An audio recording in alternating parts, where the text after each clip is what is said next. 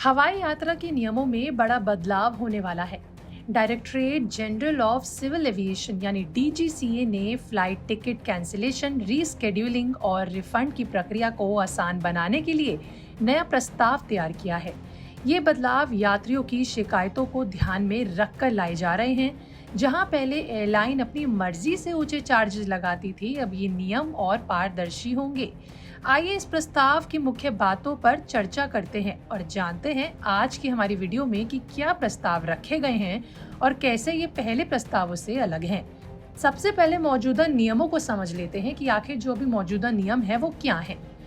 अगर आप ticket book करते हैं और बाद में कैंसिल करना पड़ जाए तो एयरलाइन अपनी पॉलिसी के हिसाब से अलग अलग फी वसूलती है। ये फीस टिकट की कीमत का 50% तक हो सकता है और रिफंड मिलने में भी महीनों लग जाते हैं।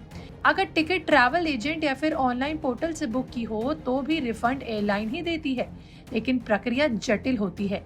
वहीं दूसरी तरफ रीस्केड्यूलिंग पर भी छिपे हुए चार्ज लगते हैं, जिससे यात्री परेशान होते हैं। लेकिन अब इन नियमों में बड़ा बदलाव होने वाला है और बात करते हैं डीजीसीए के नए प्रस्ताव के बारे में कि वो क्या कहते हैं। ये सिविल एविएशन रिक्वायरमेंट्स यानी CAR के तहत लाया गया है। आपको पहले बता दें कि आखिर ये CAR क्या है। तो देखिए, वो नियम और गाइडेंस होते हैं जो भारत की डीजीसीए जारी करती है। इनका मकसद हवाई सुरक्षा, पायलट और विमान संचालन के मानक तय करना होता है।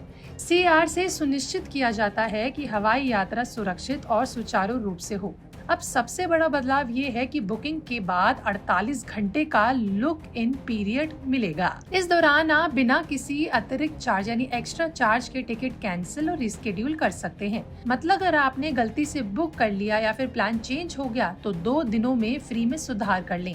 ये सुविधा सभी यात्रियों के लिए होगी। 48 घंटों के बाद कैंसिलेशन के नियम भी साफ हैं।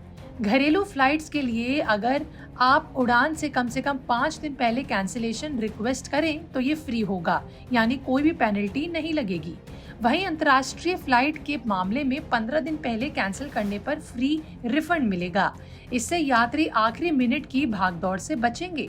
अगर कैंसिलेशन बाद में हो तो एयरलाइन अपनी पुरानी पॉलिसी के हिसाब से चार्ज लगा सकती है, लेकिन ये सब पारदर्शी होगा, यानी सब कुछ ट्रांसपेरेंट होगा। रिफंड की प्रक्रिया भी तेज होगी। अब रिफंड 21 वर्किंग दिनों के अंदर प्रोसेस होना जरूरी होगा, चाहे टिकट सीधे एयरलाइन से बुक हो या फिर एजेंट के जरिए। जिम्मेदारी एयरलाइन की ही रहेगी।